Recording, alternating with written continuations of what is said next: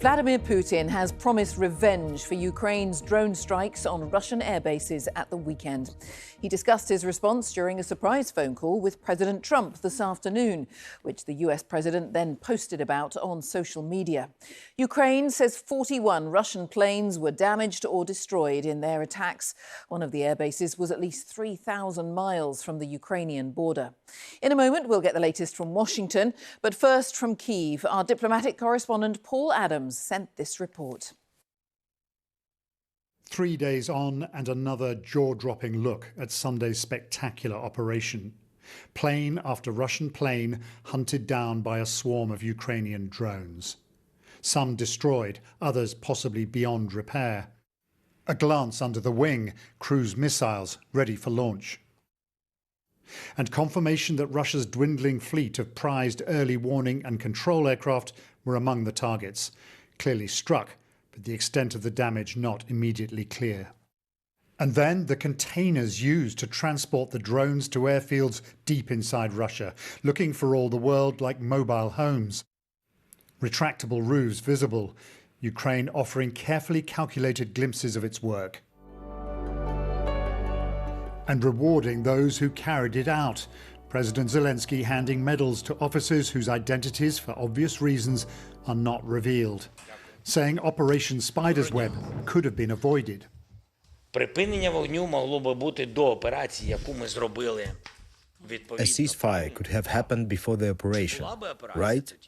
Would the operation have taken place in that case? No, but it doesn't mean we do nothing in the meantime. But the Russian leader seems in no mood to budge, clearly incensed by recent events. They're asking for a ceasefire for 30 or 60 days. They're asking for a summit. But how can we have such meetings in these conditions?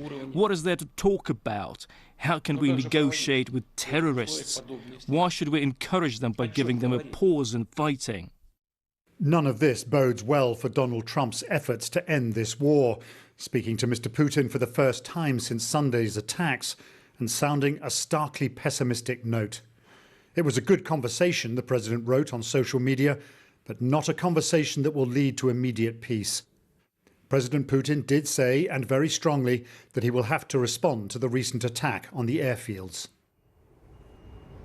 For all the sound and fury of this week, there is still a diplomatic process. In a few days' time, we should see the largest prisoner swap of the war so far. But as for a ceasefire, well, that remains a very elusive prospect. Paul Adams, BBC News, Kyiv. And let's get the latest from Washington and our correspondent there, Gary O'Donoghue. Gary, President Trump not sounding as optimistic tonight as he did just a week or two ago. Yeah, Jane, a markedly different tone, I think, in terms of this conversation. A shorter conversation, and also one where he admits that really peace isn't anywhere near around the corner. We do know, of course, that he's been trying to enforce this ceasefire, this 30-day pause, but there doesn't seem to be any appetite for that.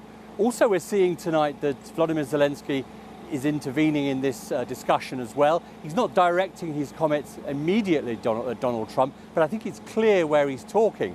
He's saying that Vladimir Putin is giving the middle finger, in his words, to those who hesitate to increase pressure on Russia. And he's also saying that the powerful, if they don't stop Vladimir Putin, then they share the responsibility. Now, we know that Donald Trump, because he said so, has a red line in his head beyond which he will walk away from this. He hasn't said precisely where that is, but I think the sense tonight is that we're getting ever closer to it. And if that comes along with the end of military and financial aid to Ukraine, that could be incredibly serious for them continuing the war. Gary, thank you. Gary O'Donoghue there.